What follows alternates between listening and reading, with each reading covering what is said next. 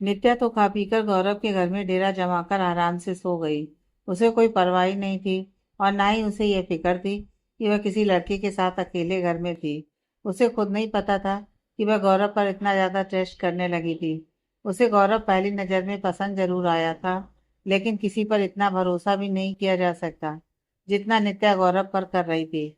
लेकिन गौरव अच्छे से अपनी लिमिट्स भी जानता था और एक लड़की की रिस्पेक्ट कैसे की जाती है यह भी उसे बखूबी आता था।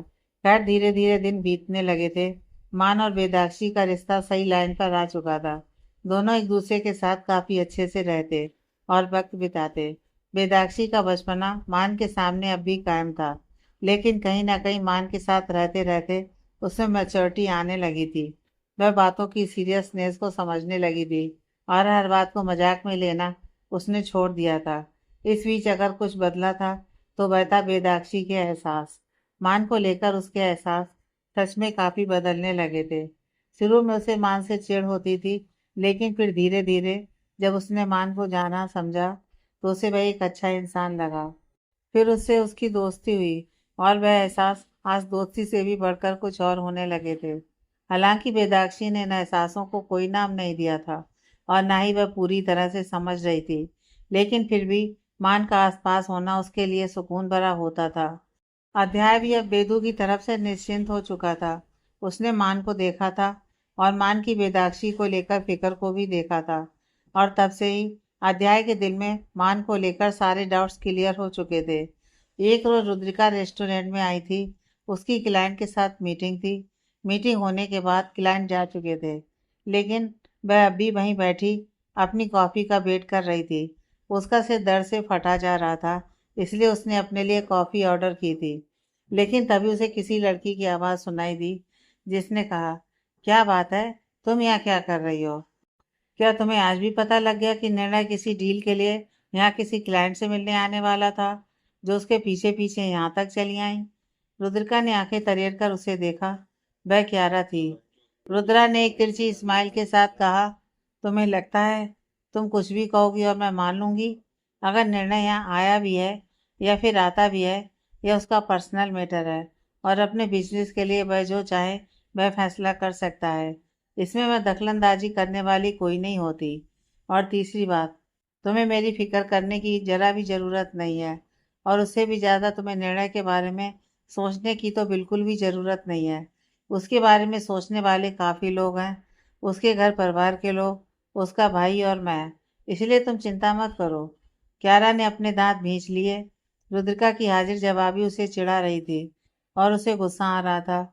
उसने रुद्रिका को देखकर कहा, तुम्हें लगता है कि तुम सबसे बेस्ट हो, है ना?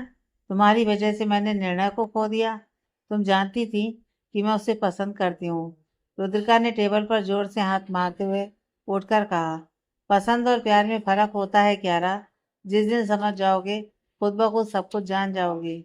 और एक बात मेरी कान खोल कर सुन लो, मैंने निर्णय को तुमसे नहीं छीना है। निर्णय और मैं एक दूसरे से प्यार करते हैं। कॉलेज की बातों को अब तक मन में गांठ लगाकर बैठी हो, इसलिए अपने बिजनेस में आगे नहीं बढ़ पाई हो।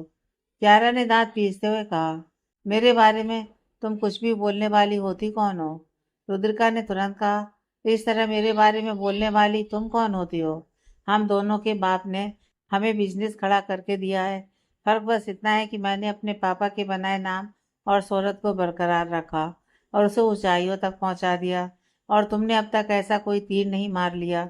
इसलिए मुझे सुनाने से बेहतर होगा तुम अपने काम पर और बिजनेस पर ध्यान दो, वरना पता लगा कि जो बचा है वह भी डूब जाए। यह कहते हुए रुद्रिका क्यारा को वहीं छोड़कर चली गई। क्यारा ने गुस्से से अपने हाथों की मुट्ठियां भींच लीं और जबड़े भींचकर मन ही मन बोली, तुम्हें छोड़ूंगी नहीं रुद्रिका। तुम्हारी वजह से मैंने बहुत कुछ खोया है। अब तुम देखती जाओ कि मैं क्या करती हूँ। क्यारा की आंखों में रुद्रिका के लिए नफरत साफ नजर आ रही थी। इधर मान अपने ऑफिस में कुछ बेचैन सा बैठा था। उसे समझ में नहीं आ रहा था कि उसके साथ क्या हो रहा है, लेकिन कुछ तो गलत था। पूरा दिन उसने अनमने ढंग से काम किया और फिर रात को घर लौट आया। बेदू ने उसे देखा तो जल्दी से उसके पास गई और चाय का कप देते हुए बोली, कैसा रहा दिन तुम्हारा? मान ने उसे देखा और आराम से बोला, ठीक ठाक था। बेदू ने उसे देखते हुए कहा, तुम परेशान हो? मान ने चाय की एक सिप ली और बोला, नहीं, परेशान नहीं हूँ, बस थकान हो गई है। बेदू ने उसकी बात सुनी तो जल्दी से उसके पीछे जाकर उसके कंधे और सर को दबाने लगी। मान के होंठों पर बरबस ही एक मुस्कान खिल गई। मैं देख रहा था इन दिनों बेदू को। उसका बिहेवियर पहले से ज्यादा चेंज हुआ था और उससे भी ज्यादा उसका वह बचपना मैच्योरिटी में बदलने लगा था। अगर इस वक्त पहले वाली बेदू होती तो मुंह बनाकर कुछ ना कुछ ताना मार देती, लेकिन आज वह उसकी परवाह कर रही थी। मां ने उसका हाथ पकड़ा और उसे अपने सामने लाकर बोला, बस करो, हो गया।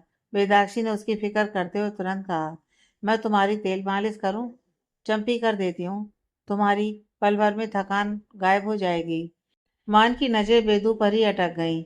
यह लड़की दिन पर दिन उसके दिल में और दिमाग पर कब्जा किए जा रही थी, और इसका अंदाजा ना तो बेदू को था और ना ही मान को। मान ने उसे मना करते हुए कहा, नहीं, कुछ नहीं करना है, मैं फ्रेश होकर आता हूँ, फिर डिनर का वक्त हो गया, साथ में सब लोग डिनर करते हैं।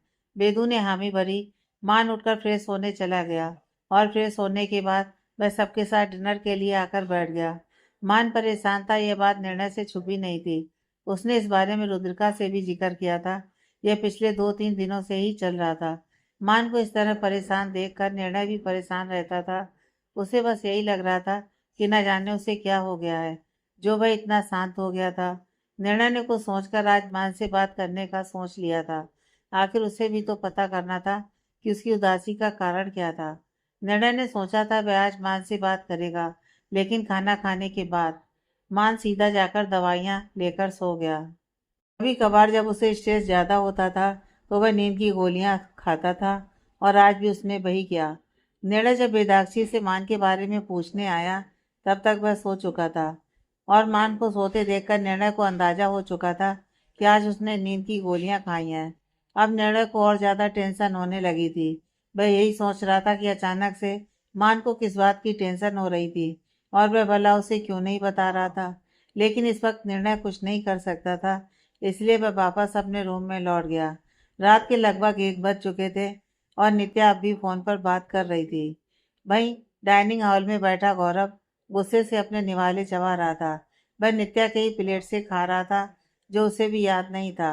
वह तो बस बालकनी में खड़ी नित्या को देख रहा था, जो कब से फोन पर बात कर रही थी और उसके चेहरे से हंसी जा ही नहीं रही थी। 2 दिनों से नित्या रोज यही कर रही थी।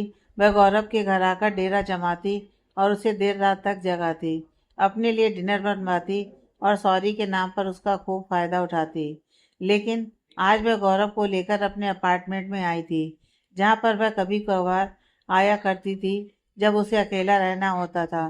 गौरव के माथे पर बल पड़े हुए थे और वह एक निवाला और खाते हुए उसे घूरते हुए चबा रहा था।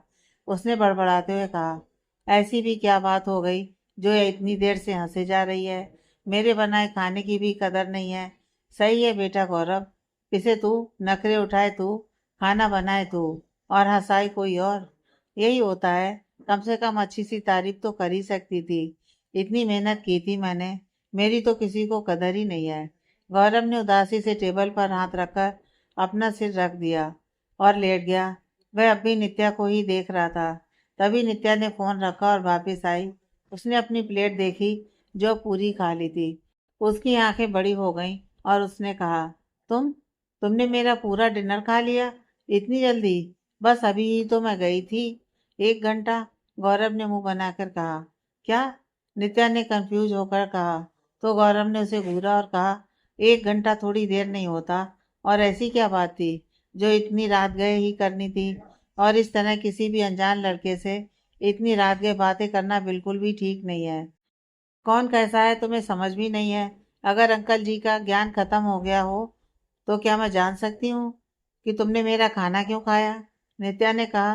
तो गौरव ने अपने सामने रखी प्लेट को देखते हुए कहा, तो और क्या करता? खाने का अपमान नहीं करना चाहिए। और तुमने छोड़कर जाकर अन्न का अपमान किया था, और मुझे भूख भी बहुत लगी थी तो मैंने खा लिया, गौरव ने आराम से कहा। लेकिन नित्या चिढ़कर बोली, खा लिया बस? कह तो ऐसे रहे हो जैसे कोई बड़ी बात नहीं है। तुम्हारी तो, मेरा खाना खा लिया, मुझे भूख लगी है, गौरव ने उसकी बात पर कहा। तो तुम्हें छोड़कर नहीं जाना चाहिए था। नित्या ने उसे घूरा तो वह उठ खड़ा हुआ और बोला, ठीक है, अब मैं चलता हूँ, काफी रात हो गई है। नित्या ने अपना फोन देखा और किसी को कॉल लगा दी। गौरव ने उसे देखा और उसके माथे पर फिर से बल पड़ गए। उसने उसे देखते हुए कहा, क्या कर रही हो तुम? तुमसे मतलब? नित्या ने बिना फोन से नजर हटाए कहा।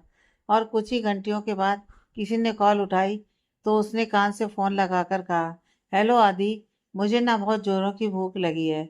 अब खाना कौन बनाएगा? क्या तुम मेरे लिए कुछ खाने को ले आओगे? उधर से आदित्य ने जवाब दिया तो नित्या खुश होकर बोली, oh thank you so much, see you soon come. Gaurav जो वहीं खड़ा था उसकी मुट्ठी भीज गई और उसने कुछ कहना चाहा, उससे पहले ही नित्या ने कहा, तुम गए नहीं? जाओ और दरवाजा बंद कर देना। गौरव का मुंह हल्का सा खुल गया। उसने कहा, तुमने तुमने मुझे सॉरी दे दी? नित्या ने उसे देखा और फिर कहा, ओह पर मैं तो गुस्सा थी ही नहीं, वो तो बस यूं ही। Relax and thanks for the dinner जो तुमने खा लिया। गौरव ने उसे देखा और कहा, क्या तुम्हें सच में इतनी ज्यादा भूख लगी है? नित्या ने उसे देखा और कहा, तो मैंने सुबह से कुछ नहीं खाया। Obviously, but it's okay. आदि आ रहा है, वो कुछ लेते आएगा। सॉरी, मैं फिर से बना सकता हूँ, गौरव ने हल्के से कहा। तो नित्या ने हल्के से मुस्कुराकर कहा, इट्स ओके, तुम्हें भी भूख लगी होगी, तुमने भी तो शाम से कुछ नहीं खाया था। एंड डिड नॉट वरी, तुम परेशान होने की जरूरत नहीं है, नित्या ने कहा। तो गौरव ने उसे देखा। अब उसके पास रुकने की कोई वजह नहीं थी, पर उसका जाने का मन बिल्कुल भी नहीं हो रहा था। उसे अपने पैरों में अजीब सा भारीपन महसूस हो रहा था, जैसे वह वहीं जम गए हों। गौरव ने बेमन से खुद को घसीटा और वहां से बाहर चला गया। उसे गुस्सा भी आ रहा था। वह बड़बड़ाता हुआ चलने लगा, ऐसे तो बेमतलब रोकती रहती है, अब जब रुकने के लिए कहना चाहिए तो भेज रही है। हाँ, ये लड़की मुझे पागल कर देगी। और ये आदित्य कौन है? उसने खुद से ही सवाल किया, पर वह जवाब तो उसे मिलने से रहा और वह चुपचाप अपने घर की ओर बढ़ गया। अगली सुबह दोपहर जैसा वक्त था। रुद्रिका अपनी एक मीटिंग खत्म कर जा ही रही थी कि वह किसी से टकरा गई। रुद्रिका ने हल्के से सॉरी कहा, पर जब उसने उसका चेहरा देखा जिससे वह टकराई थी, तो उसके मुंह में जैसे एकदम से करवाट भूल गई। क्यारा उसके सामने खड़ी थी। उसने टेढ़ी मुस्कान के साथ कहा, यू शुड बी। रुद्रिका की मुट्ठियां भिज गईं और उसने कहा, तुम्हारी बेवजह सबसे भिड़ने की आदत कभी नहीं छूटेगी ना। कल की इंसल्ट इतनी जल्दी भूल गई तुम, और आज फिर चली आई। Be careful Kiara, or you will be expected to destroy. Not everyone spares everything every time. क्यारा ने दांत पीसकर उसे देखा और कहा, तो मुझे धमकी दे रही हो? रुद्रिका ने हंसते हुए कहा, मैं सिर्फ बता रही हूँ, क्योंकि जिस राह पर तुम चल रही हो वहां बर्बादी के अलावा कोई मंजिल नहीं है। क्यारा ने गुस्से से उसे देखते हुए कहा, तुम्हें मंजिलों और रास्तों के बारे में क्या पता है? तुम्हें तो सिर्फ छीनना आता है। तुम मंजिल की बात ना ही करो तो बेहतर है। जिसने कभी आईना ना देखा हो उसे कभी समझ में नहीं आता कि वह कैसा दिखता है। I let me do it for you. अब देखो ना, तुम्हारे और मेरे, हम दोनों के ही फादर ने हमें अपनी अपनी कंपनी शेयर और भरोसा दिया और अथॉरिटी भी की कि हम जैसे उसे बढ़ाना चाहे बढ़ा दें। जहाँ मैंने उसे ऊंचाइयों पर पहुंचा दिया, तो तुम अभी स्ट्रगलिंग डेज ही फंस कर रह गई। आई मीन ग्रो अप यार। अगर तुम्हें लगता है कि यह मुकाम मैंने छीन कर हासिल किया है, तो सबसे बड़ी वजह यही है कि तुम आज यहाँ हो। क्यों हो? रुद्रिका ने उसके सामने हाथ बांधकर खड़े होते हुए कहा, तुमने निर्णय को भी मुझसे छीना है। मैं उससे हमेशा से प्यार करती थी। पता नहीं कैसे तुम बीच में आ गई और उसे तुमसे प्यार हो गया। और आज तुम्हारी ये कंपनी भी इसलिए इतनी बड़ी ऊंचाई पर है क्योंकि तुमने मुझसे वो कॉन्ट्रैक्ट छीना था। क्यारा ने दांत पीसते हुए कहा। रुद्रा ने उसे देखा और तंज कसते हुए बोली, कब तक रट्टू तोते की तरह एक ही बात पर टकी रहोगी? रुद्रिका हल्के से हंसी और उसने आगे कहा, खुद को दिलासा देने के लिए बहाने अच्छे हैं, पर सच्चाई तुम्हें भी अच्छी तरह से मालूम है। निर्णय ने कभी तुमसे प्यार तो दूर, तुम्हें उस नज़र से देखा तक नहीं था। और रही बात उस कॉन्ट्रैक्ट की, तो तुमने अपने प्रोजेक्ट के डिफॉल्ट को अच्छे से चेक नहीं किया, तो इसमें मेरी गलती नहीं है। बिजनेस का रूल है काउंटर अटैक। बस just doing my job. If you are not well in yours then that's not my problem. ये कहते हुए रुद्रिका उसके बगल से उसे कंधा मारती हुई निकल गई। क्यारा दांत पीसकर उसे देखती रही और उसने कहा, बहुत ज्यादा ही उड़ रही हो। अगर मैंने भी तुम्हारे पंख कतर कर तुम्हें नीचे न गिराया, तो मेरा नाम भी क्यारा नहीं। हर उस चीज का बदला लूंगी जो तुम्हारी वजह से मुझे फेस करना पड़ा है। मैं बदला लेकर रहूंगी। और फिर तुम आंसू बहाओगी रुद्रिका। क्यारा ने किसी को फोन लगाया। कुछ ही घंटी के बाद किसी ने फोन उठाकर दूसरी तरफ से कुछ कहा। तो क्यारा ने कहा, काम हुआ? दूसरी तरफ से कुछ कहा गया और फिर क्यारा ने कहा, जल्दी से जल्दी इंतजाम करो। मेन इवेंट में किसी भी हाल में रुद्रिका की प्रेजेंटेशन फेल होनी चाहिए और उसके सारे प्रोडक्ट भी बदल जाने चाहिए। दूसरी तरफ से फिर कुछ कहा गया और क्यारा ने फिर कॉल कट कर दी। तो मिसेस रुद्रिका, आप देखते हैं तुम्हारी ये नाक और प्रेजेंटेशन को तुम कैसे बचाओगी। क्यारा ने एक शैतानी मुस्कान के साथ कहा। शाम हो चुकी थी। मान परेशान सा घर लौटा। वेदाक्षी उसे देख रही थी। उसे नहीं समझ आ रहा था कि अचानक से मान को हो क्या गया था। वह उसे पिछले कुछ दिनों से नोटिस कर रही थी। वह काफी शांत सा रहने लगा था। उसने कई बार यह भी नोटिस किया था कि मान बैठे बैठे बस उसे देखता रहता, ना कुछ कहता और ना ही उसकी सुनता। पता नहीं कहाँ खोया रहता था। उसने कोशिश भी की बात करने की, लेकिन माँ ने हमेशा वर्कलोड और ऑफिस वर्क बताकर बात टाल दी। लेकिन इतनी समझ तो बेदू में भी थी कि बात कुछ और थी, जो मान को अंदर ही अंदर परेशान कर रही थी। लेकिन आज निर्णय ने फैसला कर लिया था कि मान से बात करके रहेगा। आखिर उसे भी तो जानना था कि चल क्या रहा था। क्यों मान अचानक से इतना परेशान रहने लगा था। ऐसा भी क्या था जो उसे परेशान कर रहा था। डिनर के बाद निर्णय ने मान को देखा और बोला, स्टडी में चलो, कुछ इम्पोर्टेंट बात करनी है। यह कहते हुए स्टडी की तरफ बढ़ गया। मान कुछ देर उसे देखता रहा और फिर गहरी सांस लेकर स्टडी में चला आया। रुद्रिका को भी पता था निर्णय किस लिए स्टडी रूम में गया है, इसलिए वह भी उसके पीछे पीछे चली गई। वह जानती थी उन दोनों भाइयों का पर्सनल मैटर था, लेकिन फिर भी वो कहीं ना कहीं अंदाजा लगा सकती थी कि यह बात वेदाक्षी से भी रिलेटेड थी। वह तीनों स्टडी रूम में आ चुके थे। निर्णय ने मान को देखा और बोला, क्या हुआ है तुझे, बताएगा कुछ? मैं पिछले कुछ दिनों से नोटिस कर रहा हूँ तुझे यूं बुझा बुझा सा रहता है। पता नहीं किस सोच में खोया रहता है। बता तो सही कि आखिर दिक्कत क्या है, क्या प्रॉब्लम है। पहले तो ऐसा कभी नहीं हुआ। क्या चल रहा है तेरे दिमाग में? मान ने बात टालने की कोशिश करते हुए कहा, ऐसी कोई बात नहीं है, तुम कुछ ज्यादा ही सोच रहे हो। मैं बस वर्कलोड की वजह से। निर्णय ने उसकी बात काटते हुए कुछ तेज आवाज में कहा, यह काम का बहाना किसी और को देना, जो तुझे ना जाने उसे बताना। मैं भी उसी कंपनी में रहता हूँ और वहाँ क्या चल रहा है मुझे भी अच्छे से पता होता है। तो इसलिए बहाना मेरे सामने मत बना। जो बात है वह बता। और तू भूल रहा है शायद, तुझे मुझसे बेहतर कोई नहीं जान सकता। तेरे हर एक एक्सप्रेशन की बता सकता हूँ कि तेरे दिमाग में क्या चल रहा है। और इस वक्त मैं अच्छे से जानता हूँ कि तू परेशान है। लेकिन परेशान क्यों है ये मुझे नहीं पता, और वह परेशानी मुझे तुझसे जाननी है। मान ने गहरी सांस भरी और सिर पकड़कर वहीं सोफे पर बैठ गया। रुद्रिका उसे ही देख रही थी। उसने बड़े आराम से कहा, मान क्या बात है, तुम सच में काफी बदले बदले से लग रहे हो। आखिर हुआ क्या है, बताओ तो। जब तक तुम बताओगे नहीं, कोई सॉल्यूशन नहीं निकलेगा। सिर्फ अंदर ही अंदर घुटकर परेशान होते रहोगे। अब निर्णय उसके पास जाकर आराम से बैठ गया और उसके कंधे पर हाथ रखते हुए बोला, क्या बात है, बताना मुझे। मान ने गहरी सांस भरी और बोला, डर लग रहा है यार, बहुत डर रहा हूँ। पता नहीं पिछले कुछ दिनों से अजीब अजीब से सपने देख रहा हूँ, जिसमें बेदू दूर जा रही है मुझसे। मैं सच में उसे खोने से डर रहा हूँ। वो डर इतना हावी होने लगा है कि अब तो नींद लेने के नाम से घबराता हूँ। रात को नींद की गोलियां लेकर सोता हूँ ताकि सपना ना आए, आंखें ना खुले, लेकिन सब बेकार है। बहुत घबराने लगा हूँ। समझ नहीं पा रहा कि हो क्या रहा है। निर्णय ने उसकी बात सुनकर आराम से उसे समझाते हुए कहा, कैसी बातें कर रहा है मान, भला बेदू तुझसे दूर क्यों होगी? ऐसा कभी नहीं होगा। यह सब तेरी ओवर थिंकिंग का नतीजा है और कुछ नहीं। सब ठीक है। तुम दोनों के बीच अब सब कुछ नॉर्मल है।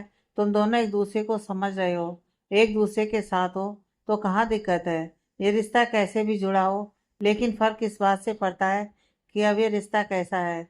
और मैं जहाँ तक देख पा रहा हूँ, मुझे ऐसा लग रहा है कि यह रिश्ता परफेक्ट है। तुम दोनों परफेक्ट हो एक दूसरे के लिए। तुम्हें इतना सोचने की जरूरत नहीं है इस बारे में। माँ ने उसकी बात सुनकर कहा, लेकिन तुम भी जानते हो और मैं भी जानता हूँ यह शादी कैसे हुई थी। भूलो मत निर्णय, यह शादी एक झूठ की बुनियाद पर टिकी है। मैंने यह शादी झूठ बोलकर की थी। सब कुछ प्लान था। पहले से हम दोनों की प्लानिंग थी और हम दोनों बहुत अच्छे से जानते हैं कि जब सच सामने आएगा तो पता नहीं क्या होगा। और जब से मुझे सपने आने लगे हैं तब से मेरे दिल में बस यही डर बैठा जा रहा है कि जब बेदू को सब पता चलेगा, पता नहीं वह कैसे रिएक्ट करेगी। मैं उसे नहीं खोना चाहता, बिल्कुल भी नहीं। उसे पाने के लिए तो मैंने सब कुछ किया था, लेकिन अब सोच रहा हूँ कि अगर उसके सामने सच आया तो पता नहीं। वह कहते कहते ही मान रुक गया। वह कुछ पैनिक करने लगा था। उसे कुछ भी समझ में नहीं आ रहा था। निर्णय ने उसको समझाते हुए कहा, मान शांत हो जा, भला कौन बताएगा बेदू को। और घर में भी किसी को नहीं पता है ये बात शादी कैसे हुई। ये तो सच सामने आ ही नहीं सकता, तो क्यों इतनी टेंशन ले रहा है। रुद्रिका ने निर्णय की बात काटते हुए कहा, मान की टेंशन जायज है निर्णय। सच को हम कितना भी छुपा लें, कभी ना कभी वह सामने आ ही जाता है। और अब तो मैं भी घबरा रही हूँ कि जब बेदू को सब पता लगेगा तो वह पता नहीं कैसे रिएक्ट करेगी। वह बहुत ज़्यादा सेंसिटिव है, बहुत ज़्यादा सॉफ्ट हार्टेड है, बच्चों जैसी है, लेकिन छोटी छोटी बातों पर हर्ट हो जाती है। और यहाँ तो बात उसकी पूरी जिंदगी की है। और सिर्फ इतना ही नहीं, बात इस शादी की है। आज सब कुछ ठीक है, लेकिन कभी कुछ ऐसा हुआ जिससे सब कुछ सामने आ गया तो हम क्या करेंगे, कैसे संभालेंगे सब कुछ, कैसे समझाएंगे उसे। निर्णय भी उसकी बात सुनकर सोच में पड़ गया। मान का परेशान होना जायज था, अब यह सुनकर तो उसे और भी टेंशन होने लगी थी। निर्णय ने सिर उठाकर रुद्रिका की तरफ देखा और बोला, पर कुछ तो। लेकिन कहते कहते वह रुक गया और उसके अचानक से चुप हो जाने की वजह से रुद्रा और मान उसे देखने लगे। लेकिन जब उन लोगों ने उसकी नज़र का पीछा किया तो वह भी हैरान रह गए। दरवाजे पर बेदू खड़ी थी। उसकी आंखों में आंसू थे और सांसें अनकंट्रोल थी। उसकी हालत देख कर ही वह लोग अंदाजा लगा सकते थे कि शायद उसने सब कुछ सुन लिया है। रुद्रिका ने धीरे से कहा, बेदू। बेदू ने नम आंखों से उन तीनों को देखा और तुरंत वहां से कमरे की तरफ भाग गई। मान जल्दी से घबराकर उठा और उसके पीछे जाते हुए उसे आवाज लगाकर बोला, बेदू रुको, बात तो सुनो। लेकिन बेदाक्षी ने उसकी एक आवाज नहीं सुनी और दौड़कर अपने कमरे में चली गई। मान उसके पीछे पीछे ही था। निर्णय और रुद्रा भी निकल आए थे। वह तीनों परेशान हो चुके थे। बेदू सब कुछ सुन लेगी, उन तीनों ने कभी सोचा भी नहीं था। लेकिन वही हुआ जिसका सबको डर था। वेदाक्षी ने कमरा बंद किया और दरवाजे से टिककर रोने लगी। मां ने तुरंत आकर दरवाजा नॉक करते हुए कहा, वेदाक्षी मेरी बात सुनो। बेदू दरवाजा खोलो, मुझे बात करनी है तुमसे।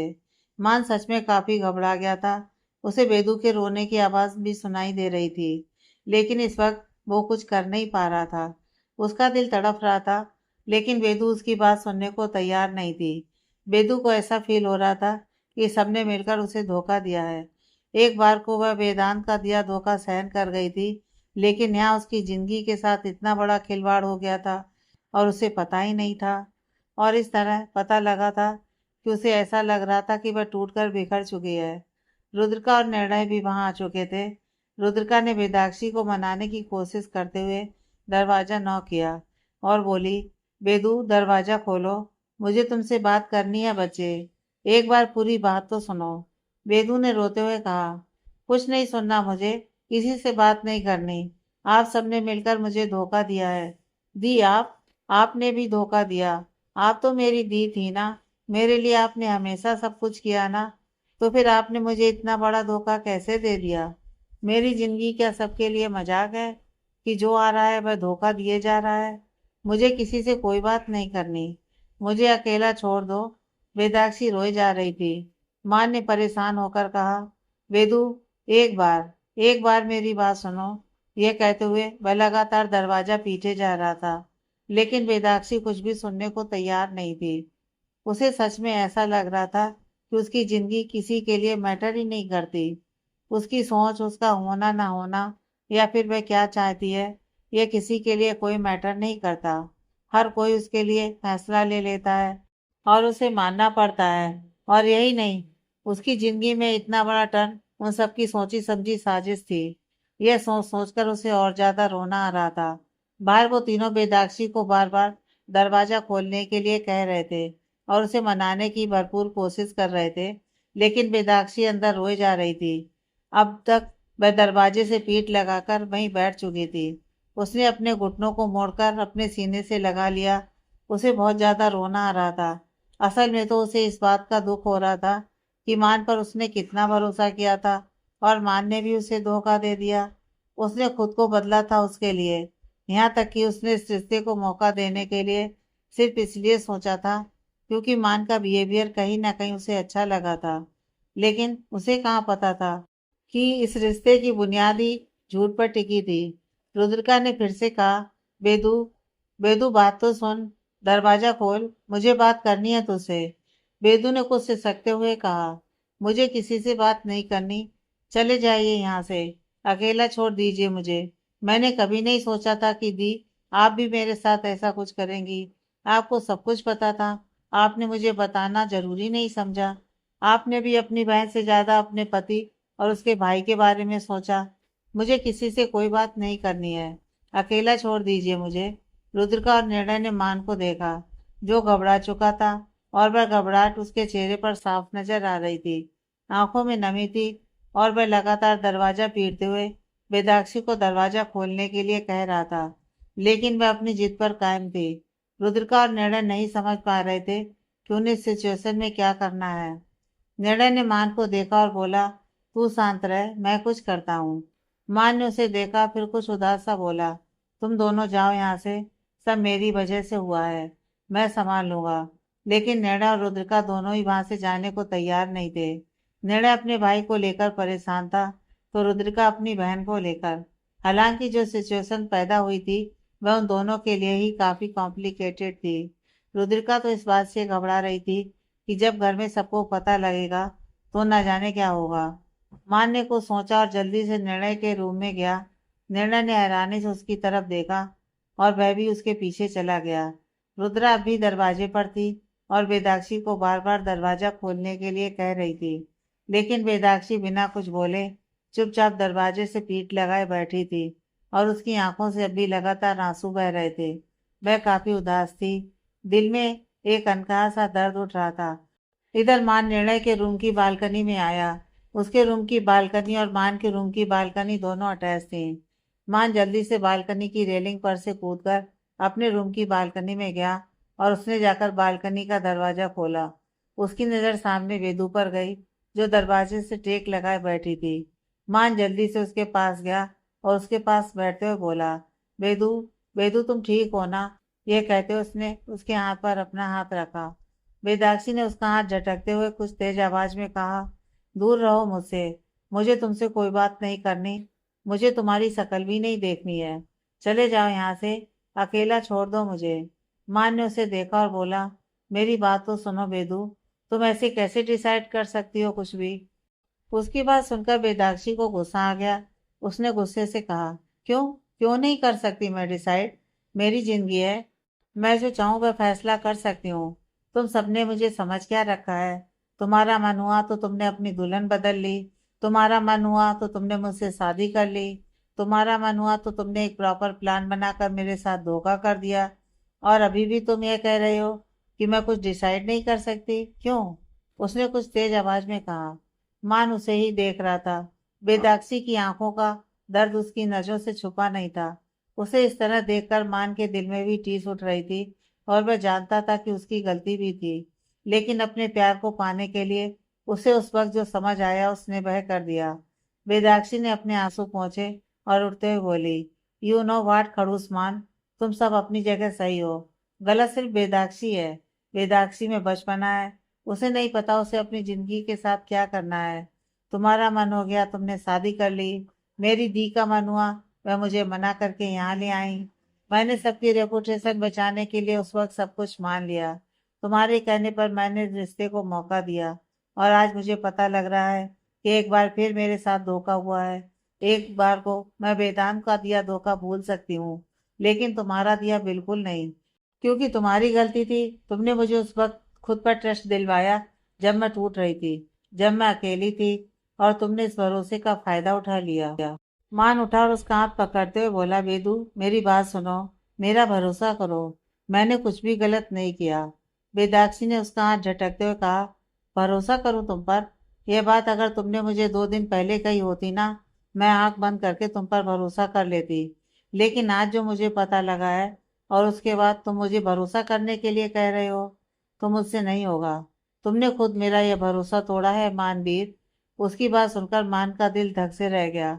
वह शायद उसकी सारी बातें सहन कर लेता, लेकिन वेदाक्षी का यह कहना कि उसने उसका भरोसा तोड़ा है, ये बात मान की बर्दाश्त के बाहर था। हाँ, उसने उसे कुछ भी नहीं बताया। हाँ, उसने सब कुछ प्लान के अकॉर्डिंग किया, लेकिन उसे नहीं पता था कि जब वेदाक्षी को यह सब पता लगेगा तो वह किस तरह रिएक्ट करेगी। और तो और उसने आज पहली बार उसे उसके नाम से बुलाया था, मानवीर। मान तो जब वेदाक्षी के साथ होता था तो यह तक भूल जाता था कि उसका नाम मानवीर है, खड़ूस मान नहीं। लेकिन आज वेदाक्षी ने उसे मानवीर कहा था। मान ने उसे समझाने की कोशिश की, लेकिन बेदू ने कुछ भी नहीं सुनी। उसने गुस्से से कहा, मुझे यहाँ एक पल और नहीं रहना। ये जगह मेरी है ही नहीं। यहाँ के लोग मेरे हैं ही नहीं। सबके सब धोखेबाज है। हर कोई मुझे बेवकूफ़ समझता है और फायदा उठा लेता है। मुझे किसी से बात नहीं करनी। मुझे यहाँ नहीं रहना है। यह कहते उसने दरवाजा खोला और तुरंत कमरे से बाहर निकल गई। रुद्रा उसके पीछे जाते हुए उसे आवाज लगा रही थी, लेकिन वेदाक्षी ने किसी की नहीं सुनी। वह जब घर से बाहर निकली तो ड्राइवर दिखा। उसने ड्राइवर को देखकर कहा, काका गाड़ी निकालिए। ड्राइवर ने तुरंत उसकी बात मानी और गाड़ी निकाली। मान जब तक पहुंचा तब तक वेदू कार में बैठकर घर से निकल चुकी थी। मान वही घुटनों के बल बैठ गया। उसे एक पल में ऐसा लग रहा था कि मानो उसकी जिंदगी, उसकी दुनिया ही उजड़ गई हो। उसे समझ में नहीं आ रहा था कि उसे क्या करना है और क्या नहीं। उसने कभी यह नहीं सोचा था कि सच पता लगने पर वेदाक्षी उसे इस तरह छोड़कर चली जाएगी। उसने कभी यह नहीं सोचा था कि उसका वह सपना सच हो जाएगा।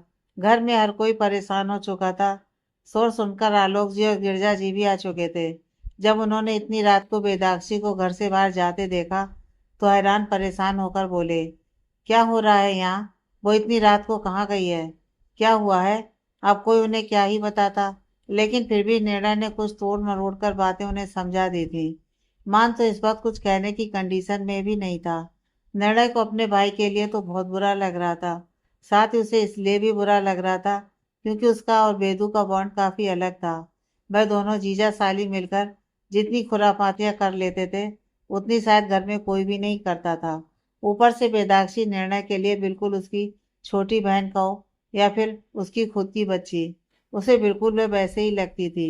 लेकिन वह अचानक इस तरह से घर छोड़कर चली गई थी कि निर्णय भी कुछ कर नहीं पाया। असल में गलती वेदाक्षी की भी नहीं थी। उसे चीटित फील हो रहा था और निर्णय भी उसकी कंडीशन को समझ रहा था। लेकिन इस वक्त क्या करना था यह किसी के भी बस की बात नहीं थी और ना ही कोई समझ पा रहा था। वेदाक्षी देर रात घर पहुंची। उसने आयु को कॉल करके पहले ही बता दिया था। जब आयु ने उसे रोते हुए सुना तो घबरा गई थी, लेकिन वेदाक्षी ने बाद में सब कुछ बताने का कहकर फोन रख दिया और उसे सिर्फ दरवाजा खोलने को कहा। जब वेदाक्षी घर पहुंची तो आयु ने उसके लिए दरवाजा खोला। अथर भी जाग रहा था। न जाने क्यों वेदू ने जब आयु को देखा तो जल्दी से उसके गले लग गई। उसकी और आयु की एज में 5-6 साल का एज डिफरेंस था, लेकिन फिर भी आयु उसकी बेस्ट फ्रेंड थी, जिससे वह कभी भी कुछ भी शेयर कर सकती थी। वेदू उसके गले लगे रो पड़ी। अथर्व ने जब उसे रोते देखा तो उसने गुस्से से अपनी मुट्ठियां भींच ली। कहीं ना कहीं उसे अंदाजा हो चुका था कि मान की वजह से ही उसकी आंखों में आंसू आए हैं। अथर्व ने तो मान को पहले भी धमकी दी थी कि अगर उसकी वजह से वेदू की आंखों में एक भी आंसू आया तो वह उसे छोड़ेगा नहीं। और यहाँ उसकी भतीजी रो रही थी, वह भी उस आदमी की वजह से। अद्यार और तनिष्ठा के साथ राम और सिया भी हॉल में आ चुके थे। जब वेदाक्षी ने अपने पापा को देखा तो जाकर उनसे लिपट कर रो पड़ी। अध्याय समझ नहीं पा रहा था कि हुआ क्या था, लेकिन फिलहाल वेदू को शांत होने की जरूरत थी। उन्होंने जैसे तैसे उसको शांत करवाया और पानी पिलाकर उसे आराम से बैठाते हुए अध्याय बोला, क्या हुआ बेटा? रो क्यों रही हो? और इतनी रात को यहाँ क्या कर रही है तू? तुझे तो घर पर होना चाहिए था। वेदू ने नम आंखों से उन्हें देखा और फिर बोली, हर कोई मुझे धोखा दे देता है पापा। हर कोई चीट करता है। मैं क्या सबको यूं ही लगती हूँ? सब बेवकूफ समझते हैं। जिसका जैसे मन करता है मेरे लिए फैसला करके बैठ जाता है। कोई मुझसे पूछना जरूरी क्यों नहीं समझता कि मैं क्या चाहती हूँ। उसकी कई एक एक बात में उसका दर्द हर कोई महसूस कर रहा था। अथर्व ने प्यार से उसके पास बैठते हुए उसके सर को सहलाकर कहा, मुझे पता क्या हुआ है। दूसरी तरफ उसके तनिष्ठा बैठी थी, जो लगातार उसकी पीठ को सहला रही थी। वह उसे ऐसे देखकर बेचैन हो चुकी थी। तनिष्ठा में तो अब इतनी हिम्मत भी नहीं थी कि वह उससे पूछे कि हुआ क्या था। उसकी हालत देखकर ही वह परेशान हो गई थी। वेदाक्षी ने अथर्व को देखा और फिर अपने पापा को देखते हुए सारी बातें बताई। अथर्व ने गुस्से से अपनी मुठ्ठियां भींच ली थी। उसने राम को देखकर कहा, भाई आपको वह लड़का अच्छा लग रहा था ना, इसलिए आपने उसे रुद्रिका के लिए चूज किया था। देखा भैया आपने, हर कोई हम जैसे सोचते हैं वैसा नहीं हो सकता है। तनिष्ठा ने वेदाक्षी को अपने गले लगा लिया। वेदाक्षी ने धीरे से कहा, मम्मा हर कोई अपनी मर्जी मुझ पर थोप देता है और मुझसे एक्सपेक्ट करता है कि मैं उनकी हर बात मानूं।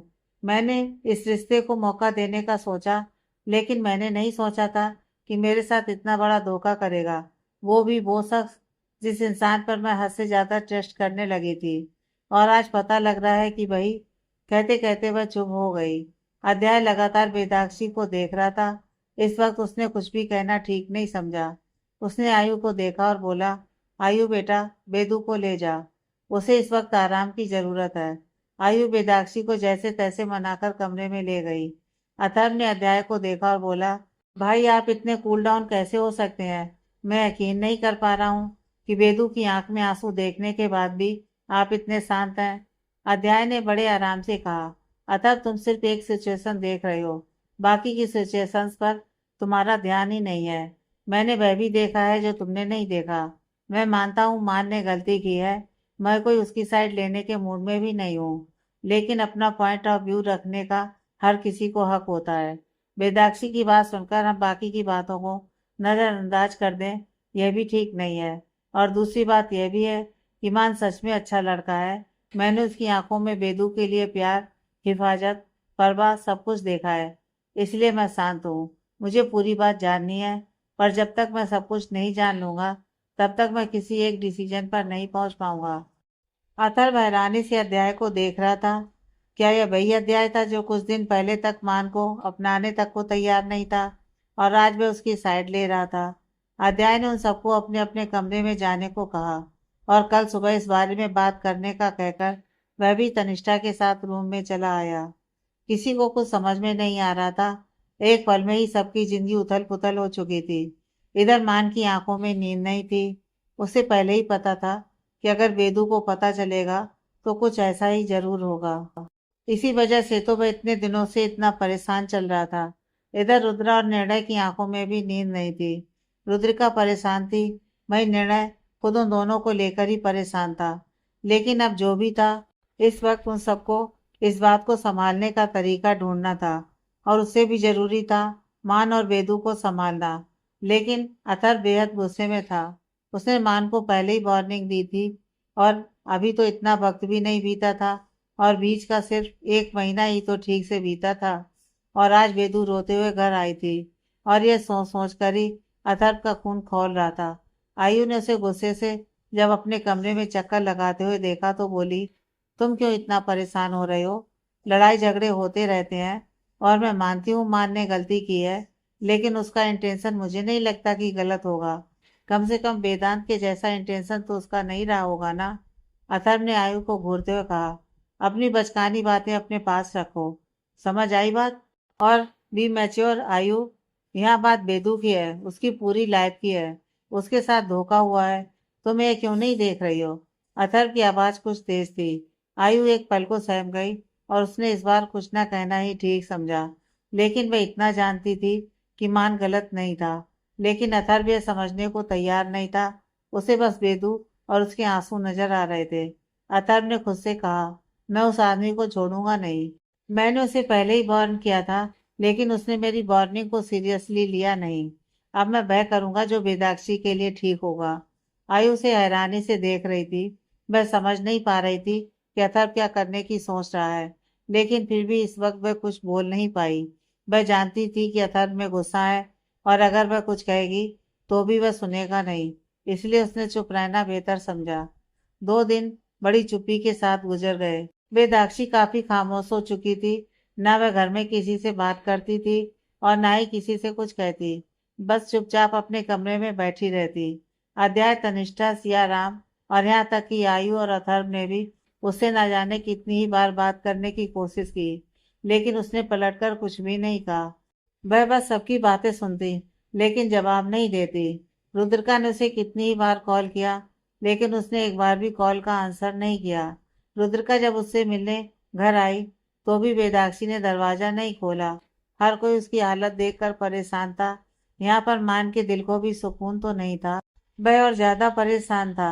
वेदाक्षी को खोना वह अफोर्ड नहीं कर सकता था, और उसे मनाए कैसे, यह वह समझ नहीं पा रहा था। निर्णय अपने भाई की हालत देखकर उससे भी ज्यादा परेशान हो चुका था।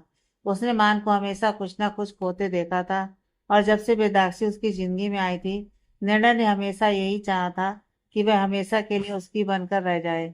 लेकिन आज बेदू और मान का रिश्ता भी उसे डगमगाता हुआ सा नजर आ रहा था। लेकिन आज घर में एक और बवाल हुआ।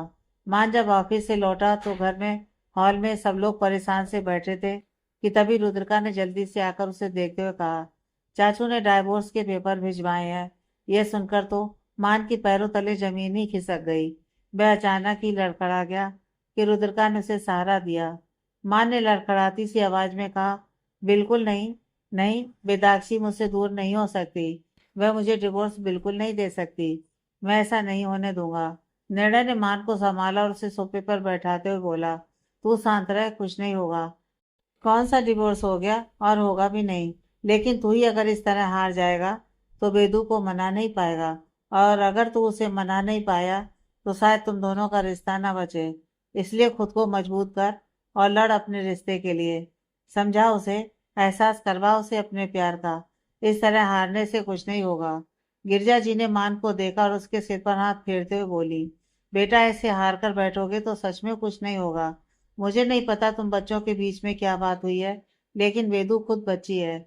उसे तू अगर ठीक से समझाएगा तो वह समझ जाएगी, और अगर नहीं भी समझी तो भी तुझे कोशिश करनी होगी।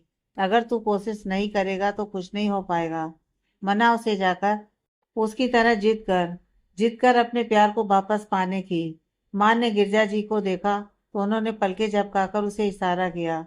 हर कोई इस वक्त मान को समझाने में लगा हुआ था, और मान के दिल में भी कहीं ना कहीं अब ये बात बैठ चुकी थी कि उसे कुछ भी करके वेदाक्षी को अपनी जिंदगी में वापस लाना ही है। उसने 2 दिन उसके बिना रहकर गुजारे थे, और यह 2 दिन उसके लिए ऐसे थे मानो सदियों बराबर हो। ना तो उसका काम में मन लग रहा था, और ना ही कहीं और। इसलिए उसने खुद से सोचा और खुद ही मन ही मन बोला, तुम्हें मेरे पास वापस लौटना ही होगा। शादी कोई खेल नहीं है, जन्मों का रिश्ता है। हम चाहे जैसे भी इस रिश्ते में बंधे हों, चाहे मैंने कोई प्लानिंग ही क्यों ना की हो, लेकिन सच यही है कि हम दोनों इस रिश्ते में बन चुके हैं, और अब ये रिश्ता जन्मों जन्मों का है। खैर दिन बीत गया और अगली सुबह बेदू के लिए बहुत बड़ा सरप्राइज उसके घर में तैयार था। सुबह सुबह दरवाजे की घंटी बजी तो हर कोई हैरान था। आयु ने कहा, इस वक्त कौन आया होगा, वह भी इतनी सुबह सुबह। यह कहते हुए वह दरवाजे की तरफ बढ़ी। उसने जाकर दरवाजा खोला और सामने मान को देखकर हैरान रह गई। तभी अथर्व ने आवाज लगाते हुए कहा, क्या हुआ आयु, कहाँ रह गई तुम, कौन आया है। आयु ने मान को देखा और धीरे से बोली, तुम यहाँ क्या कर रहे हो। सब लोग बहुत गुस्सा है, और सबसे ज्यादा तो अथर्व। उन्हें पता लगा तुम यहाँ हो तो पता नहीं क्या करेंगे। माँ ने बड़े आराम से कहा, चाची अंदर तो आने दो यार, बाद में देखते हैं क्या करना है। आयु से इतना शांत देखकर हैरान थी, लेकिन तब तक अथर्व वहां आ चुका था।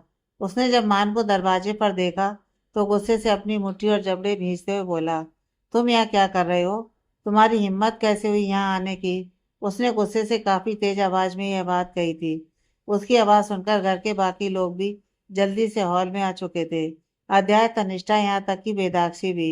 इस बार तो हॉल में वह भी आई थी। यूं तो वह कभी भी बाहर नहीं निकली रूम से, लेकिन अथर्व की इतनी तेज आवाज सुनकर वह बाहर निकल आई। उसने जब मान को अपने सामने देखा तो हैरान रह गई। उसे बिल्कुल भी उम्मीद नहीं थी कि मान यहाँ आएगा।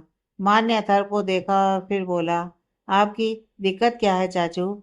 ये मेरे और बेदू के बीच का मामला है, और आपने मेरे घर पर सीधा डाइवोर्स पेपर भिजवा दिए।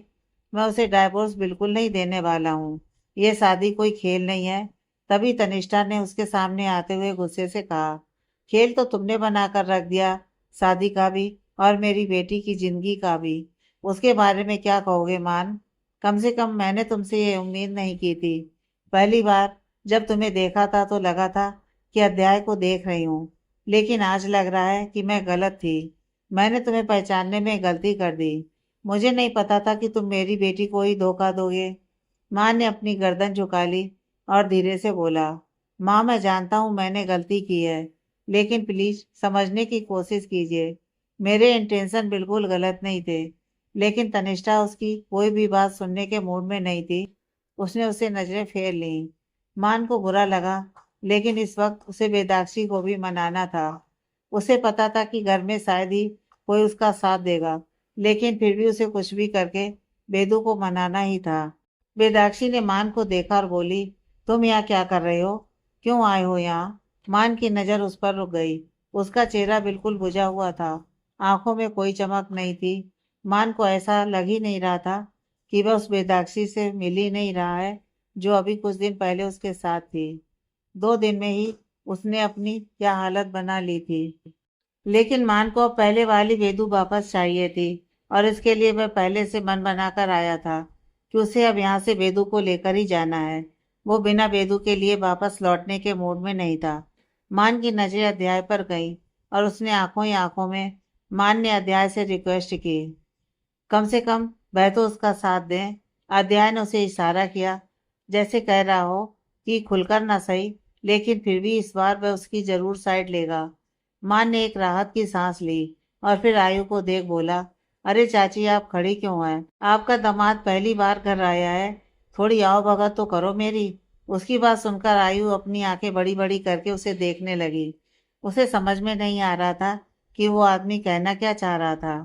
पहले घर आ गया और अब उसे दामाद वाला ट्रीटमेंट चाहिए था। तनिष्ठा ने उसे घूर कर देखा तो माँ ने बड़े ही आराम से मुस्कुराकर कहा, माँ अब ऐसे घूरने से क्या होगा? हूं तो मैं आपका दामाद ही, और वैसे भी आप शर्त लगा लो, यहाँ से मैं आपकी बेटी और अपनी बीवी को वापस लेकर जाऊंगा, वह भी पहले के जैसे बनाकर। बेदाक्षी ने उसकी बात सुनी, लेकिन ना तो उसकी बात पर कोई रिएक्ट किया और ना ही कोई जवाब दिया। उसने बस अपनी नजरें फेर ली और चुपचाप वापस अपने कमरे में चली गई। मान के दिल में एक तेज टीस उठी। वह बेदू को इस तरह नहीं देखना चाहता था। वेदांत के वक्त जब उसे इतना बुरा लगा था, तो मान उसे संभालने के लिए वहां मौजूद था। उसने एक पल भी बेदाक्षी को अकेला नहीं छोड़ा और उसकी सोच को वेदांत तक पहुंचने ही नहीं दिया। लेकिन इस बार बेदू के पास मान नहीं था जो उसे कुछ भी सोचने से रोक सके, और ऊपर से बेदू ने खुद को बिल्कुल अकेला कर लिया था। अब मान को वापस बेदू के चेहरे पर मुस्कुराहट लानी थी। हालांकि उसके लिए यह टास्क काफी मुश्किल होने वाला था, लेकिन फिर भी अब वह पीछे हटने के मूड में नहीं था। मान ने खुद से मन ही मन कहा, चल बेटा मान, अब जब ओखली में सिर दे ही दिया है तो मूसल की मार से क्या ही डरना। यह कहते उसने गहरी सांस भरी और सबको देखकर बोला, मेरी गलती है, मैं अपने आप सुधार सकता हूँ। और दूसरी बात, मेरे और बेदाक्षी के मैटर में कोई भी इन्वॉल्व नहीं होगा। हम दोनों हस्बैंड वाइफ का पर्सनल मैटर है, और इसे कैसे सॉल्व करना है यह हम दोनों देख लेंगे। यह कहते हुए उसने अथर्व को देखा, जैसे कहना चाह रहा हो कि खासकर आप चाचू ध्यान रखिएगा। भले ही वह आपकी भतीजी हो, लेकिन वह मेरी पत्नी है, और हम दोनों के बीच हम किसी तीसरे को इन्वॉल्व नहीं करना चाहते हैं। अथर्व ने भी उसे बराबर में घूर कर आंखें दिखाई, मानो कहना चाह रहा हो कि तुम कितनी ही कोशिश कर लो, बेदू बिल्कुल नहीं मानने वाली। तुमने इस बार बहुत गलत किया है। तुम्हारी हर गलती माफ हो सकती थी, लेकिन तुमने मेरी भतीजी को तकलीफ पहुंचाई, और मैं तुम्हें इसके लिए बिल्कुल माफ नहीं करूंगा। मान ने वापस आंखों ही आंखों में उसे जवाब देते हुए कहा, आपकी माफी चाहिए भी किसको? मुझे तो मेरी पत्नी की माफी चाहिए, और वह मैं लेकर रहूंगा। अतः ने उसे वापस आंखों ही आंखों में इशारे में जवाब देते हुए कहा, मैं भी देखता हूँ तुम्हें माफी मिलती कैसे है। उन दोनों की आंखों ही आंखों में कोल्ड वॉर चल रही थी कि तभी अध्याय ने कहा, मुझे इन सब से कोई फर्क नहीं पड़ता, मुझे बस मेरी बेटी पहले की तरह चाहिए। अब अगर वह इसमें मान के साथ खुश है तो मुझे कोई दिक्कत नहीं है, लेकिन अगर बेदू ने यह कहा कि उसे मान के साथ नहीं रहना है, तो फिर मैं अथर्व के साथ हूँ। फिर इस डाइवोर्स को होने से कोई नहीं रोक पाएगा। मान जो खुद को हिम्मत दे रहा था अध्याय की बात सुनकर एक पल को उसकी हिम्मत टूटने लगी थी, लेकिन फिर भी उसने गहरी सांस भरकर उसकी बात पर एग्री कर लिया। नाश्ते पर सब लोग साथ बैठे थे। मान भी वहीं था और दामाद होने के नाते घर में बड़े अच्छे से अपनी खातिरदारी करवा रहा था। उसने आयु को तो अपने फेवर में पहले ही कर लिया था। ऐसे भी उसे पता था कि आयु उसका साथ जरूर देगी, लेकिन अथर को यह बात बिल्कुल पसंद नहीं आ रही थी। लेकिन बस वह चुप था। यहाँ तक कि नित्या भी अब घर वापस लौट आई थी, और जब उसे सब कुछ पता लगा तो वह भी मान की साइड थी। अब अथर्व को तो इस बात से चिढ़ हो रही थी कि उसकी पत्नी और बहन दोनों खुरापाती की पुड़िया मान की तरफ है, और उसे कहीं ना कहीं लग रहा था कि वह तीनों मिलकर कुछ ना कुछ खिचड़ी जरूर पका लेंगे। लेकिन उसे इस बात से राहत थी कि तनिष्ठा इस वक्त बिल्कुल भी मान की साइड लेने के मूड में नहीं थी। नाश्ता करने के बाद सब लोग अपने अपने काम के लिए निकल गए, लेकिन मान नहीं गया। मान घर पर ही था। तनिष्ठा, राम और सिया घर पर ही थे। अध्याय ने मान को देखा और बोला, क्या इरादा है बेटा तुम्हारा? मान ने उसे देख मुस्कुराकर कहा, कुछ खास नहीं पापा, बस अपनी रूठी हुई पत्नी को मनाना है। अध्याय ने उसे देख कुछ गंभीर होकर कहा, ऐसी हरकतें की ही क्यों तुमने? ये नौबत ही नहीं आती अगर तुम ऐसी कोई हरकत ही नहीं करते। मान ने गहरी सांस ली और बोला, बेवकूफ था मैं, पता नहीं क्या कर बैठा। लेकिन सच यह है कि उस वक्त मुझे जो समझ आया मैंने कर दिया।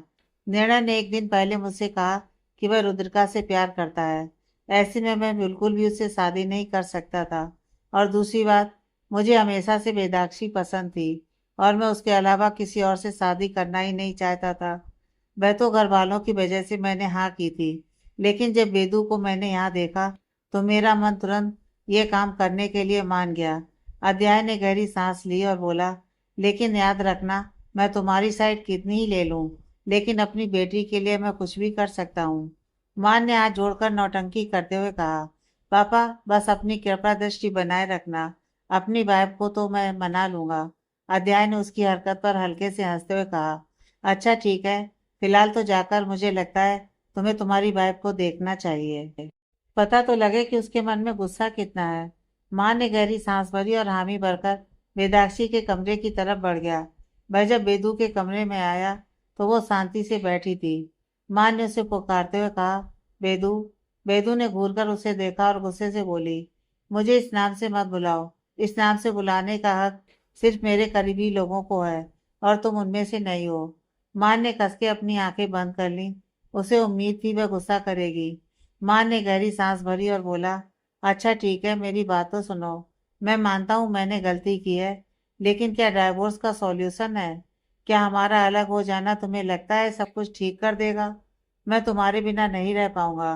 प्लीज एक मौका दो मुझे। वेदाक्षी ने उठकर उसके सामने आकर उसकी कॉलर पकड़कर गुस्से से कहा, क्या मौका दूं तुम्हें? दिया ना मैंने इस रिश्ते को एक मौका। क्या मिला मुझे? धोखा। तुमने मुझे धोखा दिया है, और यह बात मैं भूल नहीं पा रही हूँ। मैंने उस घर में सबसे ज्यादा तुम पर ट्रस्ट किया था, लेकिन तुमने मेरा ट्रस्ट तोड़ दिया। मुझे तुमसे कोई उम्मीद नहीं है, ना मुझे इस रिश्ते से कोई उम्मीद है। ना उम्मीद हो चुकी हूँ मैं। इतना दुख शायद मुझे तब भी नहीं हुआ था जब वेदांत का मुझे चीट करना पता लगा था। शायद उस वक्त तुमने मुझे संभाल लिया था, लेकिन अब क्या? जिस शख्स ने मुझे संभाला था, उस शख्स ने ही भरोसा मेरा तोड़ दिया। खुश होना तुम? यह कहते कहते उसकी आंखों में नमी आ गई थी और गला रुंध गया था। उसने झटके से मान को छोड़ा और पीछे होते हुए बोली, मुझे तुमसे कोई बात नहीं करनी। चले जाओ यहाँ से, और फालतू के एफर्ट्स लगाना बंद करो। इनका कोई फायदा नहीं होने वाला। यह कहते हुए उसने मान से अपना चेहरा फेर लिया। मान ने अपनी आंखें बंद की और धीरे से बोला, तुम्हें जितना गुस्सा करना है तुम कर सकती हो। तुम्हें अगर मुझे मारना भी है तो मार सकती हो। मैं कुछ नहीं कहूँगा, लेकिन प्लीज यह मत कहो कि हमें अलग होना होगा। मैं सच में नहीं रह पाऊंगा तुम्हारे बिना। मैं रहना नहीं चाहता हूँ। लेकिन वेदाक्षी उसकी कोई भी बात सुनने के मूड में नहीं थी। उसने जाकर कमरे का दरवाजा खोला और बिना उसकी तरफ देखे ही कहा, अकेला छोड़ दो मुझे। मान अब कुछ बोल नहीं पाया और चुपचाप कमरे से बाहर चला गया। उसने पलटकर वेदू को देखा, लेकिन उसने उसके मुंह पर दरवाजा बंद कर दिया। मान ने कस के अपनी आंखें बंद की और खुद से ही बोला, यह काम तो बहुत ज्यादा मुश्किल है। जितना सोचा था उससे भी कहीं ज्यादा मुश्किल। कैसे मनाऊंगा इसे? लेकिन जो भी हो, यहाँ से हार कर तो नहीं जाऊंगा। मान पूरा दिन वेदु के रूम के बाहर निकलने का वेट करता रहा, लेकिन वेदु बिल्कुल भी रूम से बाहर नहीं आई। नित्या ने मान को देखते हुए कहा, गड़बड़ कर दी ना तुमने, और वह भी इतनी बड़ी गड़बड़। मान ने उसे देखा और बोला, क्या करूं जिससे वह मान जाए? आइडिया है कोई आपके पास? नित्या ने कुछ सोचा और फिर बोली, वैसे तो वह छोटी छोटी चीजों में खुश हो जाती है। मैं तो कहती हूँ उसके लिए ढेर सारे फ्लावर और चॉकलेट लेकर आओ। उसे भाभी की तरह लिली फ्लावर बहुत पसंद है, और चॉकलेट के लिए वह कुछ भी कर सकती है। हाँ, साथ में आइसक्रीम या पेस्ट्रीज भी और ले आना। मुझे लगता है इतना काफी होगा। माँ ने उसकी बात सुनी तो तुरंत गौरव को कॉल किया। इधर गौरव बेचारा आज ही तो नित्या से फ्री हुआ था। उसने जैसे ही अपने बॉस का कॉल देखा तो तुरंत कॉल पे किया। तो उधर से मान ने कहा, मुझे एक फ्लावर बुके, ढेर सारी चॉकलेट और साथ में कुछ आइसक्रीम और पेस्ट्रीज भी चाहिए। जल्दी से जल्दी शेखावत मेंसर ये सब पहुंचा दो। ये कहकर मान ने बिना उसकी बात सुने फोन काट दिया। गौरव ने हैरान परेशान होकर अपने फोन को देखा और खुद से ही बोला, ये आदमी करना क्या चाहता है? मेरी जान लेकर मानेगा क्या? लेकिन वह ये बातें खुद से ही कर सकता था। मान के सामने उसकी बोलती बंद हो जाती थी। उसने गहरी सांस भरी और बिना मन के ही उठकर मान के बताए काम में लग गया। आगे की कहानी नेक्स्ट पार्ट में।